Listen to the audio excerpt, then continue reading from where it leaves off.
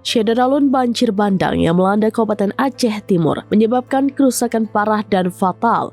Sejauh ini data didapatkan serambilis.com pada Rabu 3 Desember 2025, kerusakan yang ditimbulkan akibat banjir bandang mencapai ribuan jiwa.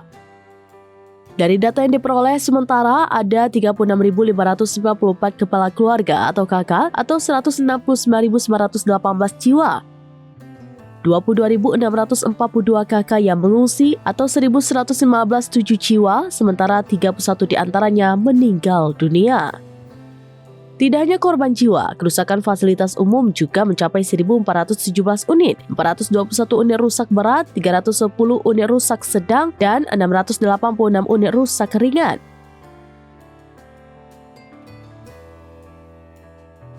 Download Tribun X sekarang, menghadirkan lokal menjadi Indonesia.